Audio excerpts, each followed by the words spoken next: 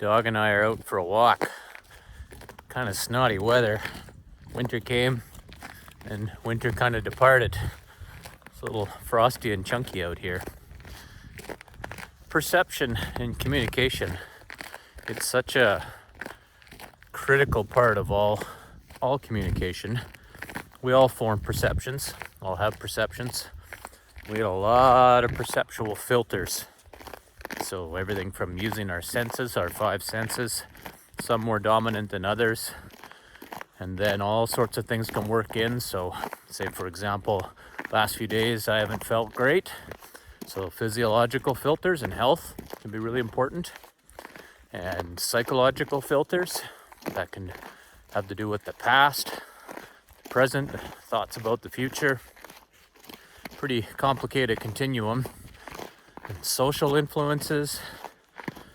Even for example, say maybe you live in a sunny climate, seeing these winter pictures and snow, have perceptions and opinions about those, and cultural as well. And there's not always really clear, distinct lines between all of those various filters. And basically, we're getting bombarded by information all the time. It's coming in from everywhere. Even as you're watching this video, maybe looking at the video, maybe looking at my nose, saying, oh, maybe it's time to shave. Who knows? Maybe you're thinking about something that happened around you today. Maybe you're thinking about other things. Your body's taking it all in, your mind's taking it all in, but it filters through it. All through all sorts of different ways. And everybody's different. Everybody filters differently, everybody's got different experiences. And it's no wonder there's so much miscommunication or missed communication or communication that doesn't do very well at making things common, because that's in the root of the word of communication, is common, trying to make things a bit common. So I do wonder, and I often ask this in any communications course, I'll ask folks, you ever gotten angry reading an email, but getting a text message and feeling frustration or anger or sadness or whatever it may be? And pretty much everyone can say, oh yeah, I've definitely done that. Well, we're using very limited tools and tricks. And our perception is limited of what that other person that sent us that message, what they meant, where their mind was at. We lose all sorts of senses. We lose touch and hearing and sight. All we've got is the words. And words without tone can be pretty tricky to interpret.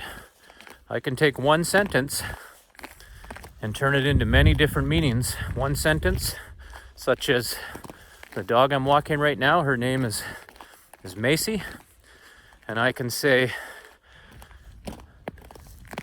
Macy is not crazy. And she's looking at me as we're walking down the road. And she's saying, well, yeah, I can be kind of nutty. I'm a nutty dog. I'm a puppy.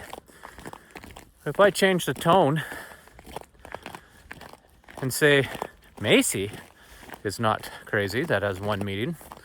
If I say Macy is not crazy, Macy is not crazy, Macy is not crazy, they can all take on different meanings.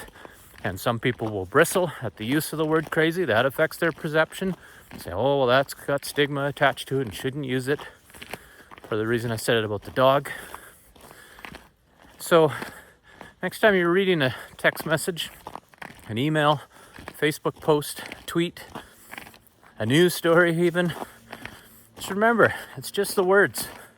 We're only looking at the words. We're not getting the full meaning and nuances and tone and body language and all the other things that come with it. And often, I'm certainly guilty of this, and I think most people are, we will fire back our response based on the fact that we figure that we understand it. And we probably don't. I'm sure every single one of you out there, and I've certainly been this, where misunderstandings have occurred because of firing off on a text message without stopping to check the perceptions, check in. Well, what did you mean by that? And if you're text messaging, then you're able to do that. And the example I often use is to say to folks, well, could you imagine if in the way that we send text messages comprised of text back and forth, how that might have gone when the Pony Express was operating. and you had to give your message to a horse and they galloped it down the road to another horse, so on and so on. Or even in the days of transcontinental steamships carrying letters back and forth, it'd take you a lifetime to have an argument with somebody.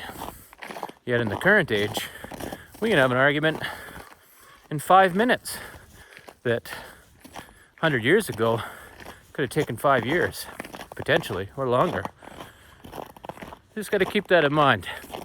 When we're responding to text-only messages, emails, text messages, social media posts, we're using a very limited amount of our perceptual abilities, as is the other person. That is most likely going to lead to miscommunication, conflict, and otherwise. Oftentimes, I recommend this in any organization, especially if you're sending something to another person, phone them. Then there's more filters and senses that can be engaged in that interaction. Walk down the hall and find them. Actually have an interpersonal interaction. That's just something I'm thinking about as I'm walking. What do you think about this? You prone to sending a flaming message without having a full understanding of what the other person meant? I know I am. I try not to do it so much.